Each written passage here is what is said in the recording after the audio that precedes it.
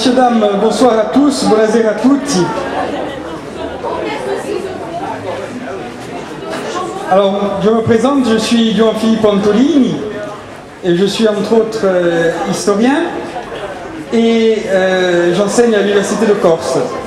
Je vais vous parler un petit peu de ce XVIIIe siècle qui est au centre et au cœur de tous les débats, qui est l'attention de tous les médias depuis quelques jours, surtout en cette journée spéciale du 5 février 2007.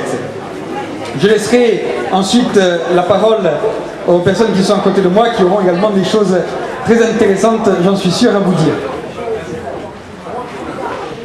Donc, avant de commencer, je voudrais insister sur un point qui me paraît très important. Ce que nous faisons aujourd'hui, de venir parler ici de l'histoire de la Corse, en ce jour, c'est pas anodin. Si on est obligé de venir parler, si on est obligé de se réapproprier notre propre histoire, c'est bien parce qu'il y a un défaut quelque part, et parce que dans le système scolaire qui nous est imposé, on ne nous en parle pas. Et ceci est d'autant plus grave que cette histoire, elle a été écrite par ceux qui ont gagné, elle a été écrite par ceux qui nous ont conquis, et donc forcément, on oublie souvent des pans entiers de cette histoire. Nous allons essayer ce soir d'y remédier en...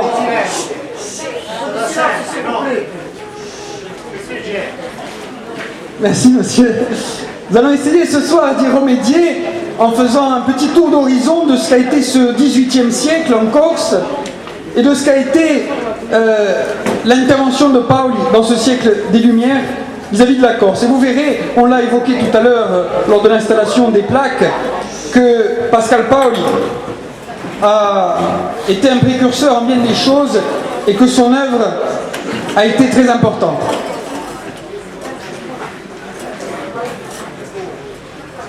Alors je m'appuierai dans mon petit exposé, sera bref, je m'appuierai sur quelques images qui me permettront de faire mieux comprendre les idées que je veux faire passer. Alors vous savez que la Corse était dominée par la République de Gênes, qui a passé plusieurs siècles en Corse, à partir notamment du XIIe siècle, puis du XIVe siècle, où il y a eu des gouverneurs. La République de Gênes, en Corse, tout le monde le sait, c'était une république qui était totalement indépendante dans l'Italie actuelle, autour de la ville actuelle de Gênes, mais qui n'a rien à voir avec l'Italie qui n'existait pas. L'Italie à cette époque, c'est une mosaïque d'États, tous indépendants les uns des autres, et la République de Gênes n'est qu'un État parmi ces États où on trouve des duchés, les États du Vatican, les États de la papauté, des royaumes également, et des républiques maritimes qui n'ont de république que le nom, et qui bien évidemment ne sont pas démocratiques. Ces républiques, et notamment cette république de Gênes, au début les Corses sont contents de l'avoir arrivé pour assurer une certaine protection. Mais ça, c'était il y a plusieurs siècles. Quand on arrive au XVIIIe siècle, Gênes, la superbe, la sérénissime, elle a perdu justement de sa superbe, notamment par un événement en 1684, lorsque le roi de France a fait bombarder le port de Gênes et a obligé le Doge à venir faire amende honorable, à sortir de Gênes, lui qui n'avait pas le droit de quitter la République, pour venir jusqu'à la cour du roi de France. Cette humiliation du Doge va être très importante, va avoir des répercussions, parce que les Corses vont comprendre que peut-être que finalement Gênes n'est plus cette grande république qu'elle a été. Et lorsque la République de Gênes va instaurer de nouveaux impôts, notamment en 1715, cela va très mal passer. Les Corses vont mal l'accepter. Vous voyez, juste pour l'anecdote, comment la République de Gênes concevait la Corse. Vous avez ici tout le territoire de la République de Gênes, et la Corse en plus petit. C'est assez révélateur de la manière dont les Génois voyaient la Corse. Et évidemment, dans la réalité, c'est pas tout à fait la même chose. Et puis, en décembre 1729, va arriver un incident lors d'une collecte d'impôts dans le Bauge, à Bustagne, où un vieillard ne va pas pouvoir payer son impôt parce qu'il n'aura pas assez d'argent. Un impôt d'autant plus injuste que le gouverneur, le précepteur génois de Corte, avait décidé de rajouter encore un impôt supplémentaire pour se payer son propre secrétaire particulier. Et donc ce vieillard, il lui manquait une pièce, et le collecteur d'impôts l'a mal reçu. Et en Corse, lorsqu'on manque respect aux personnes âgées, ça se passe très mal. Et comme on le voit sur ce petit dessin de Bati, les paysans, les villageois de Buchstein, ils se sont joints aux vieillards pour jeter à coups de pied aux fesses le précepteur. C'était un acte peut-être anodin, mais c'était le début des révolutions de Corse. Ce sont des révolutions qui sont au départ essentiellement économiques. Vous voyez ici la citadelle de Bastia, la castaniche entière, piève par piève, va s'embraser. Et ce qu'on appelle les montagnards, les paysans, vont descendre faire un raid sur Bastia. Mais c'est avant tout une révolte économique. Il n'y a même pas de chef. D'ailleurs, le gouverneur génois va se poser la question de savoir ce que veulent les révoltés, avec qui il peut négocier. Il ne va pas réussir à négocier parce qu'il n'y a personne pour négocier avec lui. Finalement, devant ces remparts de Bastia, donc vous voyez qu'ils sont difficilement franchissables lorsque l'on n'est pas armé d'artillerie, les montagnards vont se rabattre sur la ville basse. Au lieu d'attaquer Tarano, nous avons vu, qui se situe ici, ils vont attaquer Taravecchia, c'est-à-dire le vieux port de Bastia, où il y a les Corses qui habitent. Preuve que c'est vraiment au départ une révolte économique. Et la ville de Bastia va être ravagée, les entrepôts pillés, même des femmes violées. C'est vraiment quelque chose qui n'a rien de politique au départ. À part le problème, si on peut considérer que ce soit politique, des impôts. Donc Taravecchia qui est dévasté. Et puis rapidement, les chefs révolutionnaires corses vont s'organiser, vont s'imposer. Deux hommes notamment au début, Luigi Giafferi, que vous voyez ici, et Andrea Ceccal. Ces deux chefs vont s'imposer et vont donner les premières revendications à cette révolte. Et ce qu'il y a d'extraordinaire à constater, ce sont les revendications qu'ils vont émettre. Si l'on accepte les notables, qui ont poussé pour un moment donné,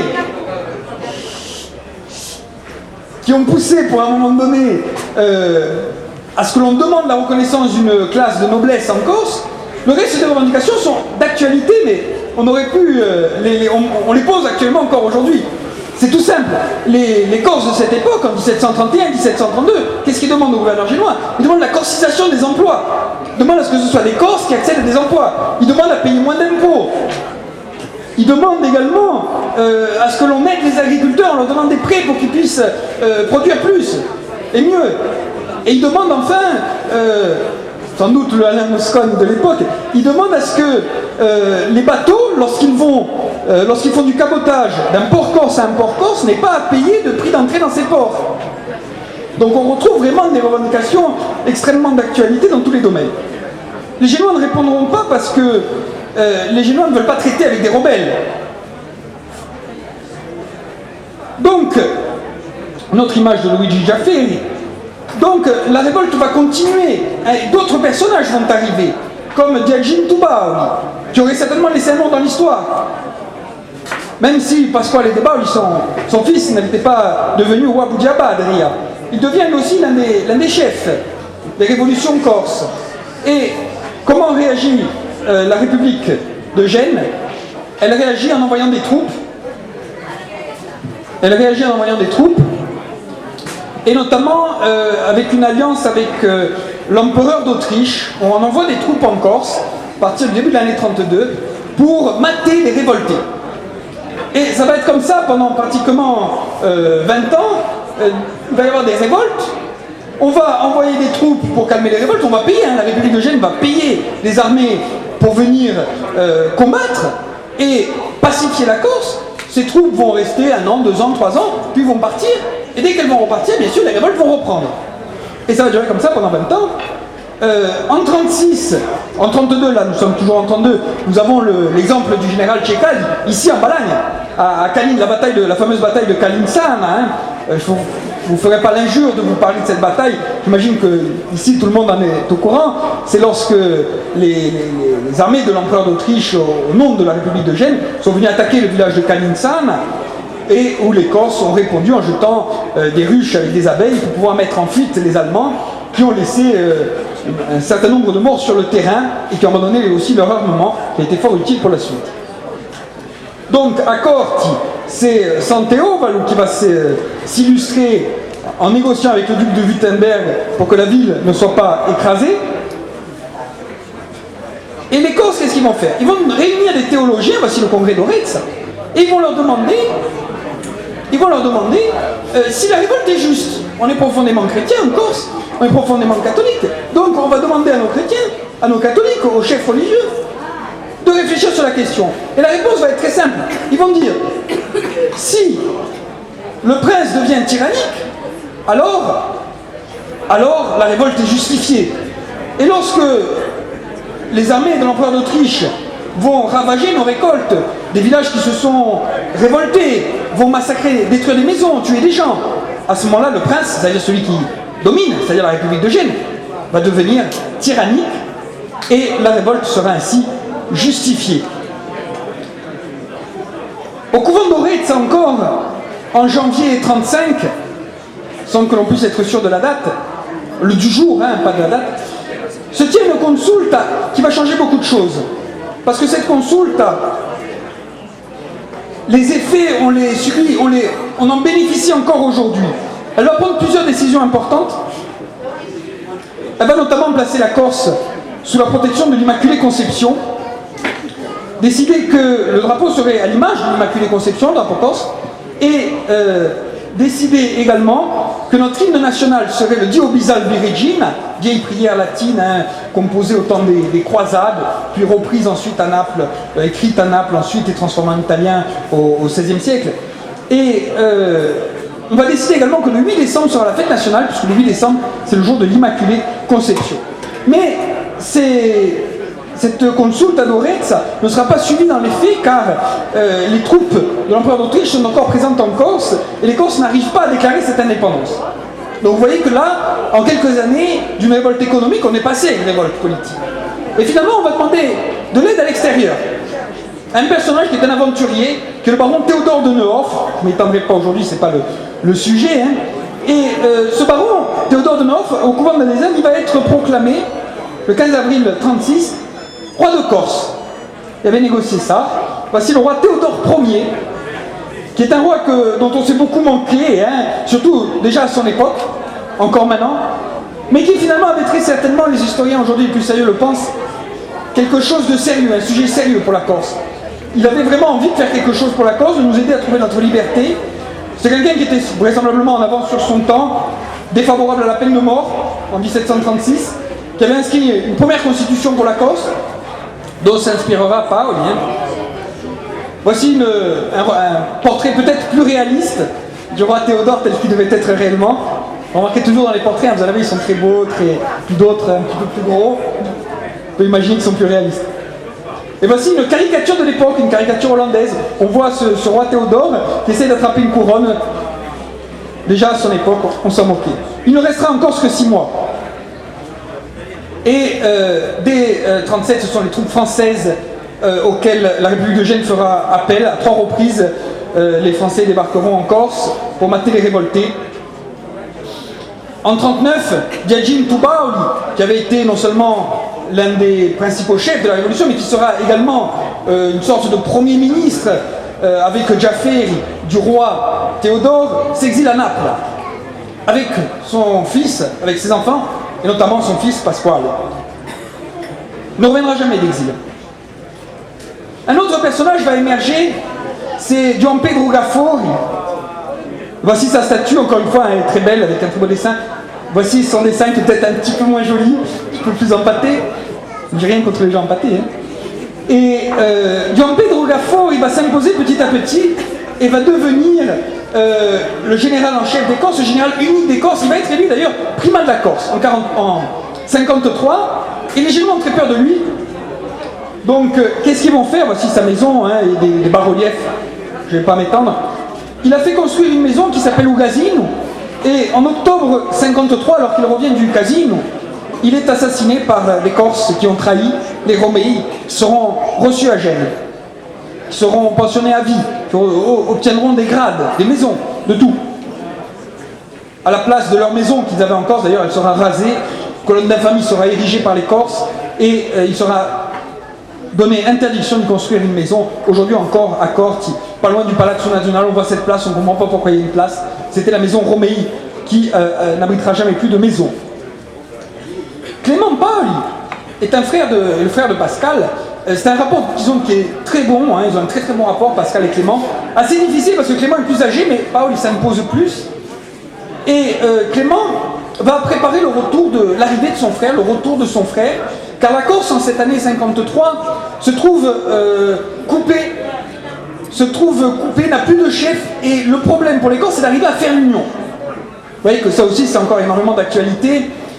Les Corses vont avoir du mal à s'unir derrière quelqu'un parce qu'il faut vraiment qu'il soit au-dessus de tout pour qu'il puisse s'unir derrière lui. Duampé de Ogafo avait le charisme, l'intelligence nécessaire. Après lui, pendant 2 ans, il n'y a plus eu personne. Clément Paul a refusé de cette charge et il va préparer le retour de son frère car il le sait plus capable que lui. Et Paul il va débarquer et va organiser cette Corse indépendante, je vais en parler dans quelques instants. Mais avant, je voudrais donner 2 mots pour expliquer pourquoi pendant 20 ans on nous a envoyé des troupes en Corse et pourquoi après on nous a laissé déclarer notre indépendance, outre le fait que la République de Gênes commençait à manquer d'argent. Voici une carte du début du XVIIIe siècle de l'Europe.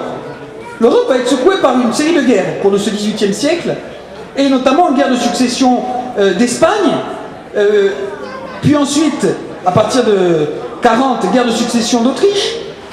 Donc, qu'est-ce que ça veut dire? Ça veut dire que ces pays sont en guerre, ils ont des armées.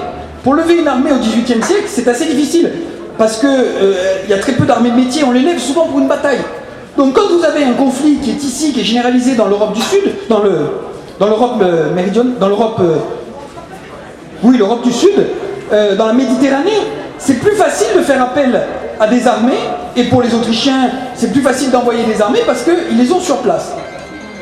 Il va se passer un retournement de situation à partir des années 50, notamment à partir de 56, parce qu'on va avoir la guerre de succession de Pologne, cette fois-ci. Donc les guerres vont se relever vers le nord de l'Europe, et puis on va avoir la guerre entre l'Angleterre et la France, la guerre de 7 ans. Donc ni la France ni l'Autriche ne peuvent intervenir. C'est ce qui va permettre à Paul de vraiment pouvoir déclarer cette indépendance et la mettre en pratique. Un peu plus tard, bien sûr, après la guerre de 7 ans, les Français vont commencer à s'intéresser à la Corse. Et on n'en est pas encore sorti, effectivement.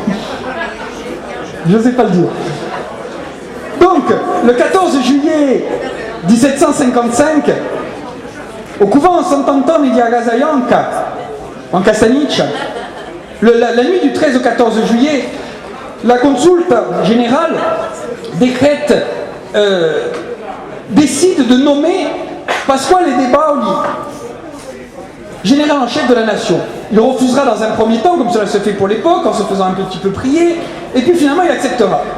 Et au cours de cette consulte, plusieurs décisions fondamentales vont être prises, notamment la décision de déclarer l'indépendance de la Corse, d'écrire une constitution, et de déclarer cette indépendance au nom du droit des peuples à disposer d'eux-mêmes. Et nous sommes en 55. Paul il déclare l'indépendance de la Corse et la met en pratique. Il a des idées, il a étudié Machiavel, Montesquieu, il est très cultivé, il a étudié les républiques grecques, le fonctionnement des Grecs, le fonctionnement romain, et il a étudié aussi les courants philosophiques de l'époque, il veut donner à la Corse vraiment la liberté et la démocratie. Voici sa maison natale, voici quelques statues et portraits de Pascal Paul. Alors, son œuvre est exceptionnelle. Il va décréter la séparation des pouvoirs.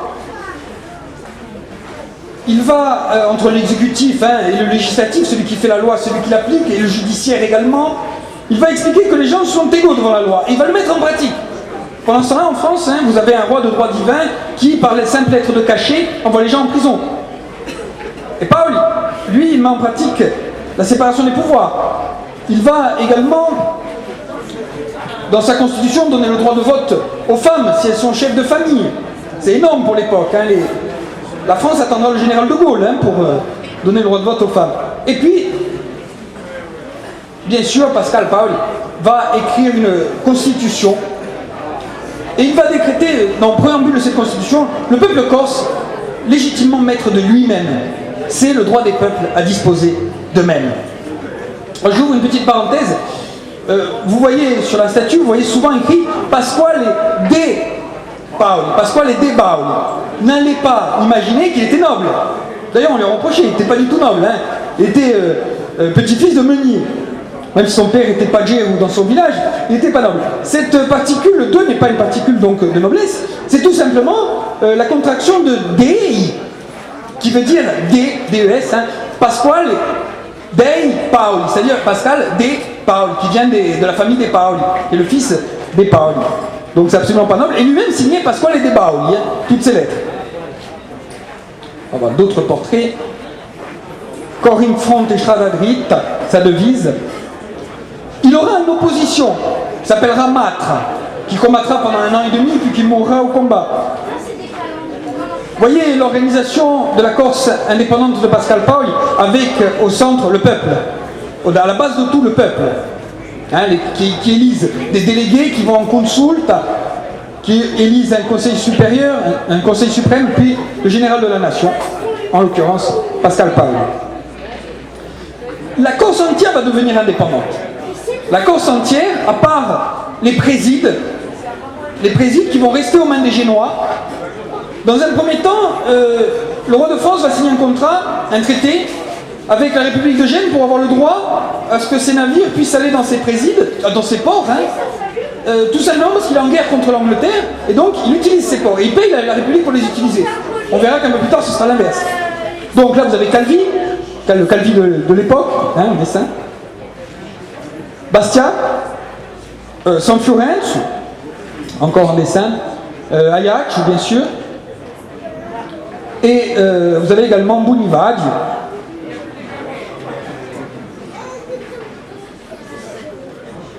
Donc voici une image de cette consulte qui décrète l'indépendance. Hein.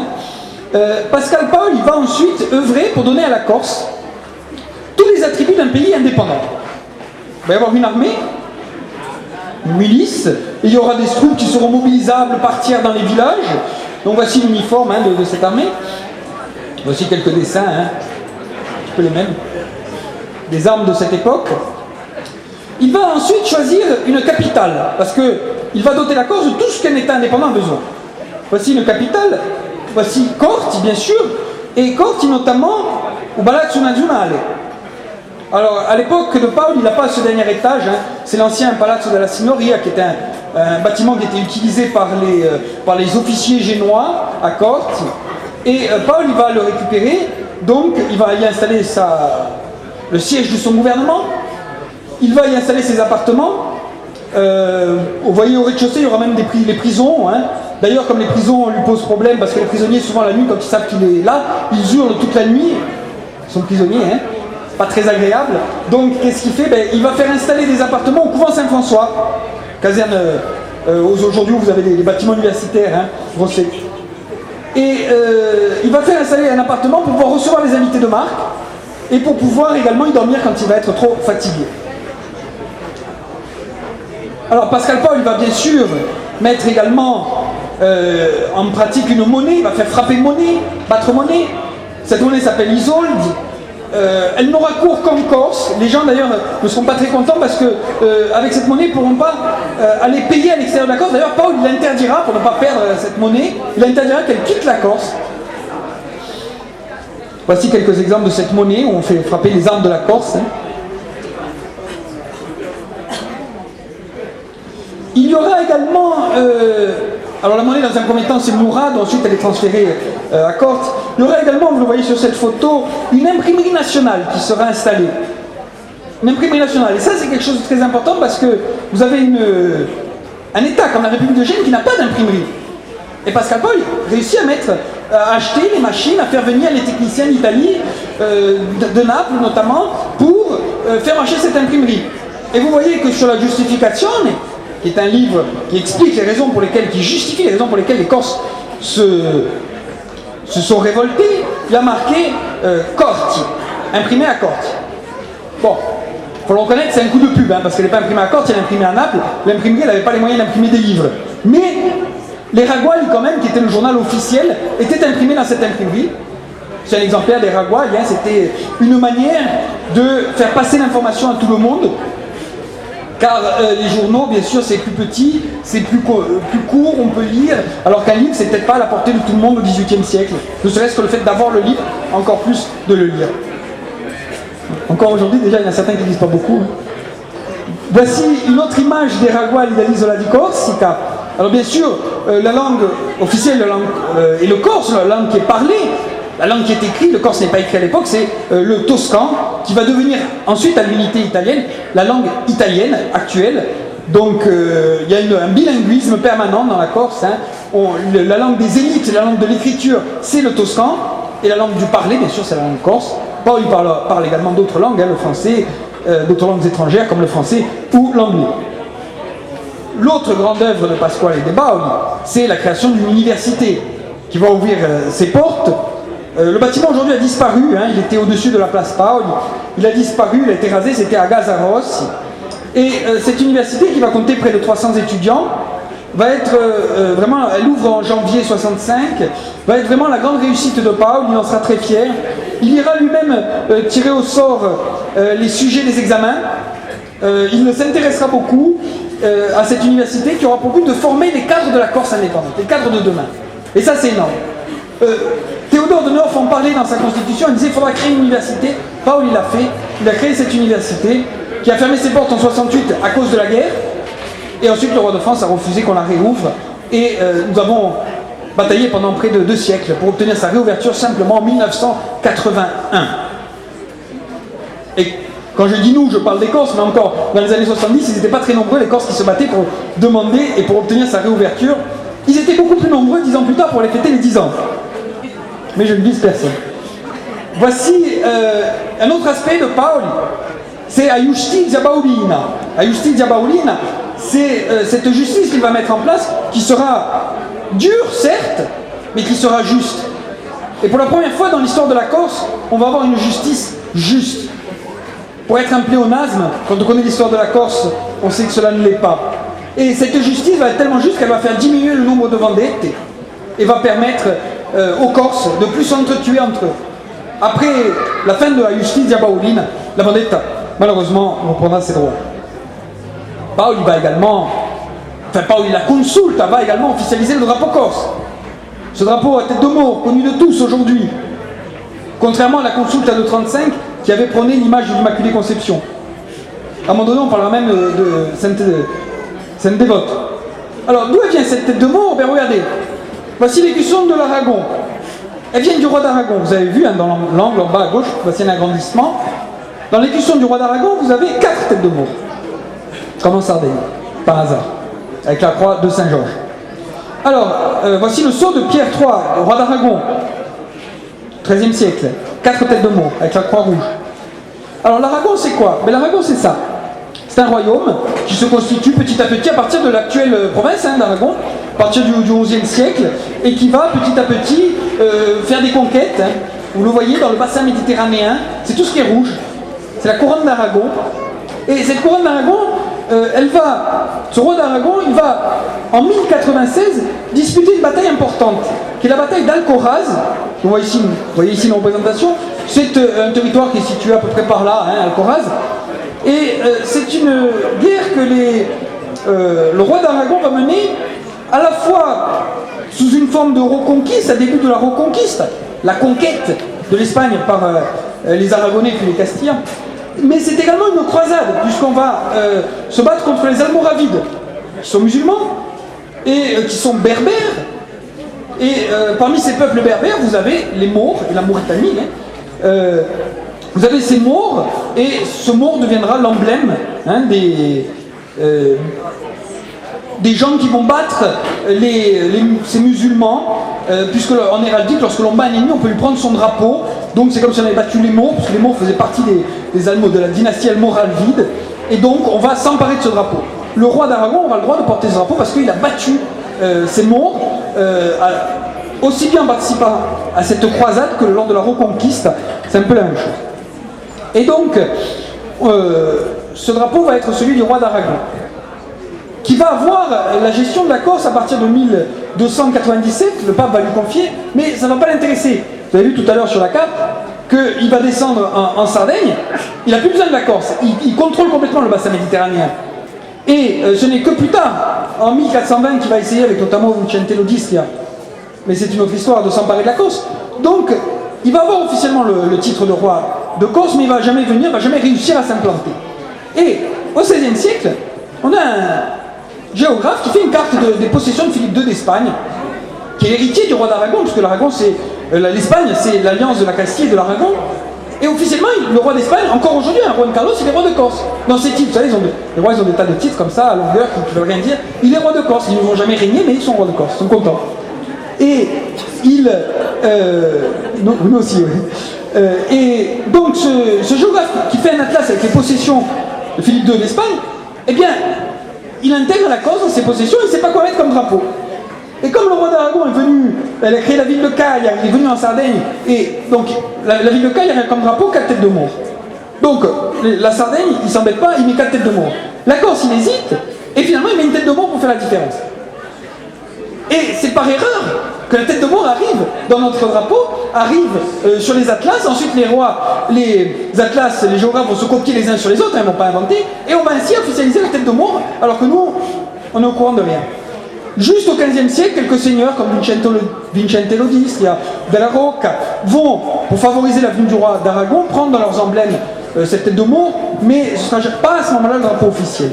Ça viendra plus tard, ça viendra notamment en 1745, Gaffo, il va monter à l'assaut d'une citadelle avec ce drapeau à tête de mort, sans qu'on sache trop pourquoi, peut-être pour rendre hommage au roi Théodore de Nehoff, qu'il avait lui aussi, il avait ouvert un atlas avant de venir en Corse, il avait vu la tête de mort, donc il est arrivé avec la tête de mort pour se corsiser. Et donc Don Pedro Gaffo remonte à l'assaut d'une citadelle avec ce drapeau, il est assassiné, Paul il prend sa suite, et en 62, une consulte à Corte décide de fixer le drapeau, et on décide de fixer cette tête de mort. Cela fait du drapeau corse 1762 l'un des plus anciens au monde. La plupart des autres drapeaux, une grande partie, peut-être 90% des drapeaux, ayant été officialisés au XXe siècle. Paul, il va créer également une marine. Alors ça va être difficile, et ça va être un des gros problèmes del Reino di Corsica, le royaume de Corse, royaume démocratique, on ne pouvait pas utiliser le terme de république, c'était gênant.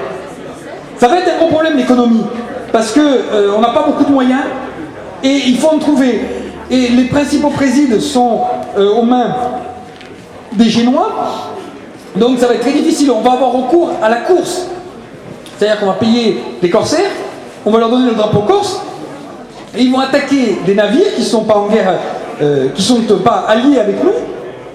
Ils vont les attaquer en donnant une partie des bénéfices à l'État corse. C'est le principe des corsaires, à l'inverse des pirates qui n'ont pas qui travaillent pour leur propre compte et qui attaquent tout le monde. Alors, Pascal Paul va installer ici à Centauri des chantiers navals pour construire des bateaux, il va en construire quelques-uns. Voici Centauri encore. Et puis nous voici ici à Riva l'Isola. Alors, c'est le lieu... c'est le lieu idéal pour en parler.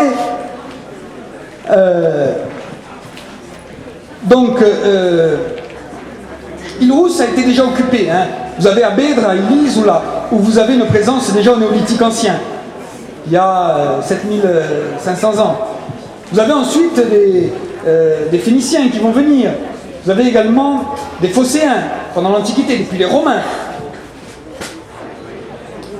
Ensuite, pendant près d'un millier d'années, l'île Rousse, le territoire ici va être abandonné. Et on va avoir juste, à l'époque moderne, la construction de la tour dite génoise que vous avez sur l'île de la Bedra. Et puis une chapelle dédiée à Sainte Agathe qui va ensuite disparaître. Qui n'a place dans mon discours de ce jour que parce que c'était justement le 5 février que l'on l'a commémoré. Et donc on venait de Santa Rebara de dire une messe sur cette chapelle. Et puis il faudra attendre Pasquale de Bauli, justement, bien sûr, vous le savez tous. Il va falloir attendre 1758. Alors vous trouvez dans les manuels, dans les livres d'histoire, des tas de dates différentes pour la création d'Île Rousse. Parce qu'en fait ça s'est passé en plusieurs temps. 58, on va prendre la décision de créer un port, on va l'annoncer parce que Pascal Paul va aller voir les responsables de l'Argadiola. Il va leur dire voilà, on a besoin d'un port, ouvrez-nous les ports de votre port. Fidèle à Gênes, l'Argadiola va dire non. Et il va dire, puisque c'est comme ça, je construirai un port. Et il décide de s'implanter ici à l'île Rousse. La décision est prise en 58. Les premières maisons sont construites plus tard, hein, en 66. Mais entre 58 et 66, on va commencer à faire arriver les bateaux ici. Il y avait quelques baraques de pêcheurs, quelques entrepôts, et on va ainsi, petit à petit, construire, augmenter. On va arriver jusqu'en 66 à construire des maisons pour faire une véritable commune. Hein. D'ailleurs, lorsque voici vous avez la mairie actuelle qui était caserne, vous avez la poudrière à gauche, et vous avez les remparts ici, hein, les remparts qui datent de l'époque de Pasquale et Baul. Et lorsque nous allons perdre notre indépendance et que le comte de Vaud va débarquer en Corse, il va s'installer, il va vouloir changer le nom de cette ville, l'Isola. Il va vouloir le changer et l'appeler la ville de Vaud. Vaud VAUX, hein, son propre nom. Heureusement pour les habitants d'Île-Rousse, le nom ne restera pas. Parce que même traduit en Corse, cela aurait été quand même assez étrange. Donc finalement, l'Isola deviendra le nom de cette ville et le restera. Lorsque les Français s'emparent de la Corse, ils enlèvent le statut de commune à l'Isola. Et ce n'est que plus tard, quelques décennies plus tard, que l'Isola arriva à retrouver son statut de commune. Et encore aujourd'hui, l'Isola se trouve bloquée un peu dans son développement par d'autres communes, Santa Ribara, de Montigil. Et donc voici pour la création de l'Isola. 63, c'est au village de Fouriagne la dernière intervention des Français. Dernière intervention des Génois qui vont se faire massacrer à Fouriagne et ils ne tenteront plus de sortie. Ils vont signer le deuxième traité de Compiègne avec les Français, les troupes du roi de France, pour que les présides ne tombent pas aux mains des Génois, aux mains des Corses, pardon. Donc les troupes françaises vont venir occuper les présides et cette fois-ci ils ont une arrière-pensée. Première fois, ils se battaient contre l'Angleterre, ils n'avaient pas envie que les Anglais, c'était leur grand souci, s'emparent de la Corse. Quand ils arrivent en 63, ils viennent de signer la paix, ils viennent de perdre, et ça aussi c'est très important, ils viennent de perdre leur possession en Amérique, le Canada, ils viennent de perdre leur possession en Inde. Les Français, ils viennent de perdre Minorque, qu'ils avaient conquis. Ils sont ridiculisés par les Anglais, ils sont battus, ils ont toutes leurs perspectives à l'est, à l'ouest, ils sont ruinés. Donc ils réorientent leur politique vers quoi? Vers le sud de la France, plus tard vers l'Afrique du Nord, et surtout, ils essaient de retrouver ce prestige qu'ils ont perdu. Et ils vont avoir dans l'idée de conquérir la Corse, dire voilà, bon, on a tout perdu en Inde, on a tout perdu en Amérique, mais on va conquérir la Corse, nos sujets vont être contents. 63, traité de Compiègne. De grands voyageurs vont se succéder en Corse, comme James Boswell, qui va devenir ami avec Pascal Paul, qui va écrire énormément, qui va participer à la mondialisation de l'œuvre de Pasquale et Baul. Voici son livre, État de la Corse. Pascal Paul sera également en contact avec Jean-Jacques Rousseau, à qui demandera l'écriture d'une constitution, d'une deuxième constitution. Et puis en 67, les nationaux corses, vont monter à l'assaut de l'île de Capraia, depuis Maginang. Et, comme on le voit sur ce dessin de l'abbé Galetti, ça va être une grande victoire, parce que les Génois, ils avaient donné des armes aux habitants, et lorsque les Corses sont arrivés, les habitants ont retourné leurs armes contre les Génois, et ont aidé les Corses dans leur conquête. Alors, Capraia, bon, c'est pas une île qui est très très grande, mais quand même, c'est important parce que c'est la seule conquête qu'on ait jamais fait dans notre histoire, et on a réussi en plus avec l'aide des gens. Mais c'est peut-être pas une très bonne idée parce que ça a beaucoup inquiété Gênes. Ça a gêné la République de Gênes dans ses rapports. Vous savez que la République de Gênes basait tout sur son commerce. Et en prenant l'île de Capraia, on bloquait le commerce de Gênes. On s'appropriait le golfe de Gênes. Et ça leur a fait très très peur. Et la réponse n'a pas tardé à suivre. Là voici la réponse. On est le 15 mai 68. C'est le traité de Versailles. Alors, on a beaucoup parlé, on a beaucoup écrit sur ce traité. C'est pas un traité de vente, désolé. C'est pas un traité de vente. C'est un traité de conservation de la souveraineté de Gênes à la Corse. De Gênes sur la Corse. Donc ça veut dire quoi? Ça veut dire que le roi de France signe un traité avec la République de Gênes pour qu'il puisse envoyer ses troupes pour pacifier la Corse. Il y a un transfert de souveraineté qui est opéré. Gênes transfère sa souveraineté au roi de France, le temps que la Corse soit pacifiée. Pendant ce temps-là, le roi de France il va noter toutes les dépenses qu'il va faire pour pacifier la Corse, le nombre de soldats qu'il va perdre, le nombre d'argent qu'il va dépenser pour entretenir son armée. Et puis, quand Gênes voudra payer, Gênes pourra récupérer ses droits de souveraineté sur la Corse. Donc, c'est pas un traité de vente. Un traité de vente à cette époque-là, ça existe. Un peu plus tard, Napoléon vend la Louisiane. Ça a un prix, ça existe. C'est pas ce que Gênes signe. Alors, bien sûr, Gênes est décadent, une république décadente. Le roi de France, il sait très bien qu'il n'aura jamais les moyens que Gênes n'aura jamais les moyens de payer. Donc lui, qu'est-ce qu'il achète? Il achète un droit d'ingérence internationale à travers ce traité. Le droit de venir combattre en Corse, conquérir la Corse, sans que personne ne puisse le faire le reproche. Et les Génois, par ce traité, ils arrivent à récupérer un peu d'argent, parce que dans un article secret, le roi s'engage à payer ce qu'il devait payer en 56, premier traité de Compiègne, pour utiliser les ports, les présides génois, et qu'il n'a pas fini de payer. Donc la République, elle ne gagne pas grand-chose, et surtout, elle ne vend rien. La réponse des Corses, voici la consulte.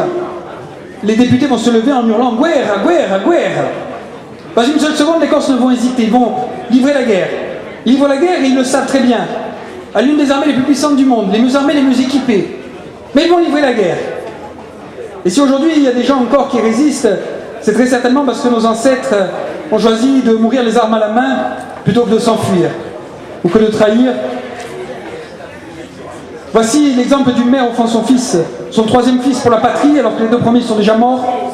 Voici l'exemple d'une mère demandant à son fils de partir, se battre pour la patrie. Et voici les troupes françaises qui vont combattre.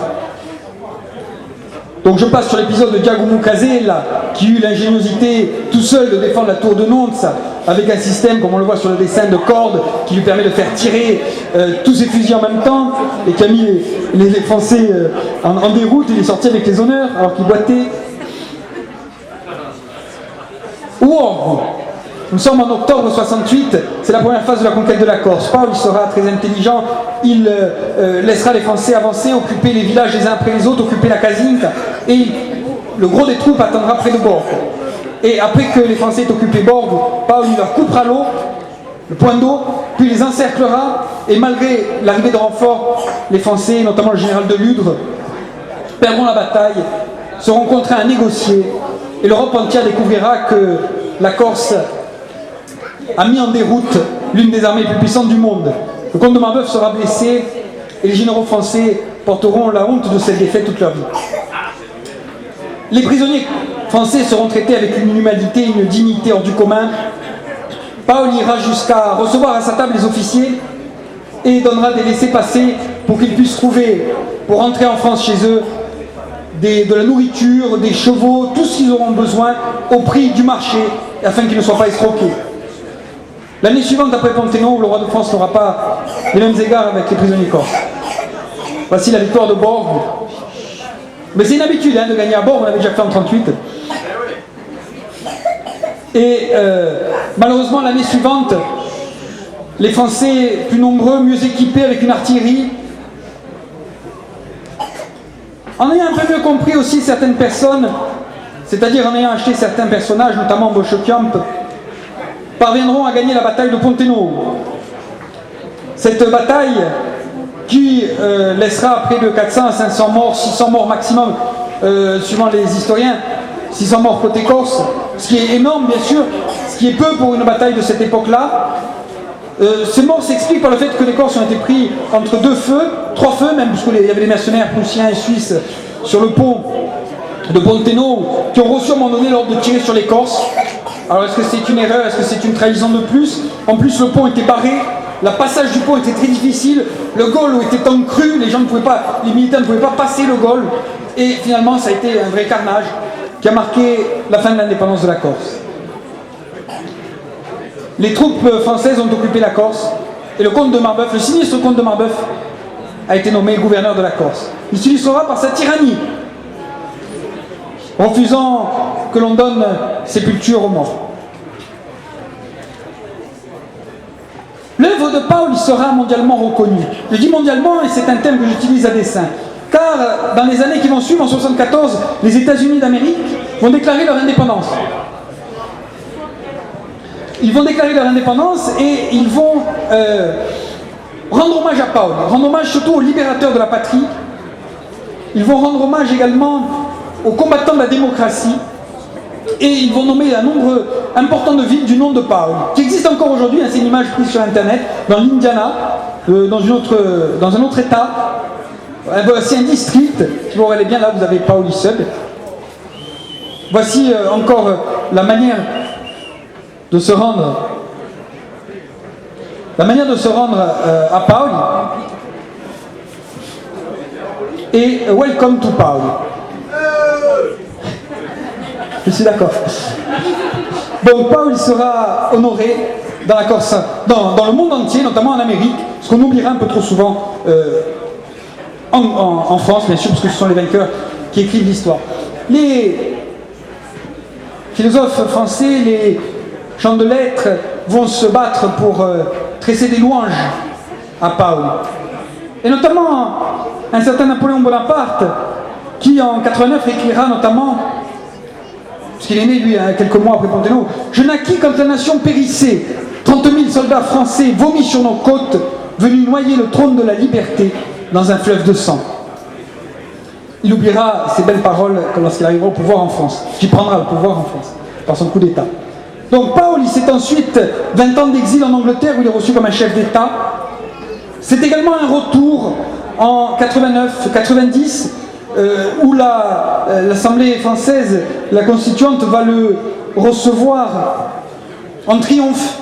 C'est un retour triomphal pour lui, parce que ce sont les idées qu'il avait mises en pratique, qu'il avait véhiculées, qui triomphent en France également. Mais cet état de grâce sera de courte durée, puisque 3 ans après, à la suite d'intrigues, on déclarera Paul traître à la nation française. On lui demandera de venir être jugé devant le tribunal de la Convention. On est en 93, c'est le début de la terreur, c'est ce tribunal qui va à tour de bras guillotiner les gens. Voici la prétention qu'auront les Français en 93, faire guillotiner Pascal Paul. La Corse entière se soulèvera pour jeter encore une fois les Français hors de Corse et pour demander l'aide et la protection des Anglais. Malheureusement, le royaume anglo-corse sera un échec. Et quelques années plus tard, les Français, en 96, vont venir réoccuper la Corse.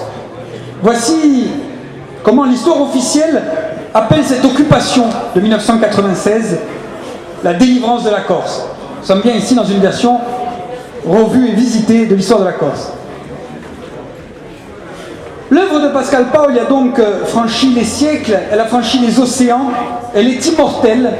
Aujourd'hui, de très nombreux gens, de très nombreuses personnes festoient Pascal Paul. Et l'on ne peut que s'en réjouir, quel qu'il soit chef claniste, qu'il soit nationaliste ou autre. Le fait de fêter, de commémorer le bicentenaire de Pascal Paul est quelque chose de tout à fait normal.